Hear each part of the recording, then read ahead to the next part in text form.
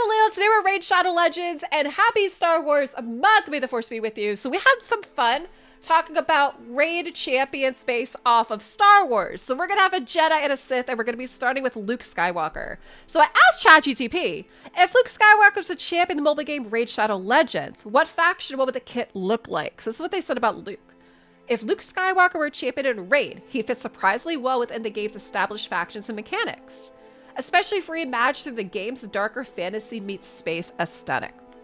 So for the champion concept, they're going to call Luke Skywalker Jedi Outcast. He's going to be a legendary magic champion. His role is going to be support control. He's going to belong in the Sacred Order. So they said the Sacred Order already includes paladin-like warriors, crusaders, and divine magic users. So Luke fits this mold well as a light-wielding protector who walks a righteous path, but not with internal conflict. Think of him as a monk-knight hybrid who's withdrawn from a galactic order of light bearers. Okay, I gotta say, I think they worded that pretty well. So lore, keeping it within like Raid's aesthetic here. Once a warrior monk of a long-forgotten order of light bearers, Luke wandered the stars in self-imposed exile after nearly falling to the temptations of the void. Guided by visions of balance, he now returns to Teleria with the hope of restoring order and redeeming both his past and the future of all light-bound. Okay, what do you guys think of that? And here we go. Here's his skills. A1, they give him a Force Slash, and they say single target bookable. He attacks an enemy and has a 30% chance of placing a stun. If the target's under a debuff, increases chance to 60%. It says calm your mind, strike true. A2 is called Echoes of the Light. It's an AoE bookable with a 3-turn cooldown. Now, again, we said AoE. So removes one random buff from each enemy and places a block buffs debuff for 2 turns. Fills the turn rate of all allies by 15%. The light guides us not to dominate, but to protect, is the description for this one. A3 is called Last of the Order. It's a self and it affects self and the allies. It's bookable with a 5-turn cooldown. So revives a random dead ally with 50% HP and a 50% turn meter. Places a shield buff and a perfect veil on allies for 2 turns. If no allies are dead, fully heals the ally with the lowest HP instead. And says no one is ever truly gone. The passive is called Balance of the Force. It's a passive that's bookable. Each time an ally falls below 30% HP, fills their turn meter by 25% and places a strengthened buff for a turn. If Luke is the last surviving ally, instantly grants an extra turn and resets the cooldown of Last of the Order. In the end, balance must be restored. So, with the passive, if Luke's the last ally, gets an extra turn and resets the cooldown Last of the Order, which is the revive. If he's the last one standing, then he gets a revive, right?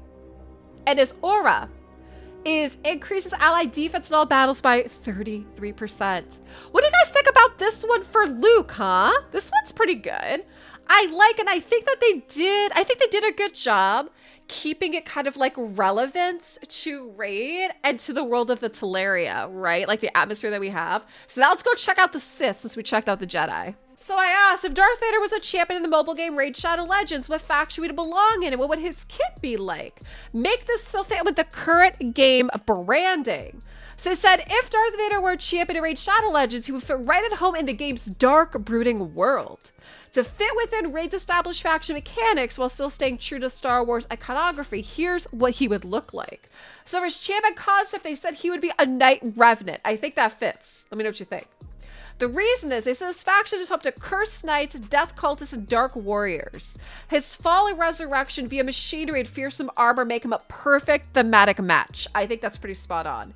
They would make him a legendary attack champ, and they would make him Void, of course, because Void champs are universal iconic, perfect for someone as pivotal as Vader. All right, that makes sense.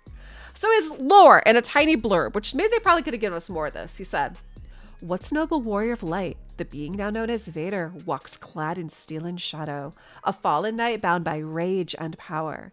His presence chills the air, and his mastery of a dark, unforeseen force makes even the bravest champions tremble. Few dare to stand in his path, and fewer still survive." Okay, that's pretty good if we're doing a tiny lore blurb. I'd love to see more than that. Okay, his skills, here we go. His A1 they call Chokehold. It's a single target with a debuff. Tightens his grip on a target's life force. It's a single target with a 50% chance of placing a stun for a turn. If the target's under current debuff, increases damage by 25% and the damage is based on attack. His A2 is called Saber Onslaught. It's going to be an AoE. Unleashes a wide arc of crimson energy. So this one's an AoE with a 75% chance of placing decreased defense and weaken for 2 turns.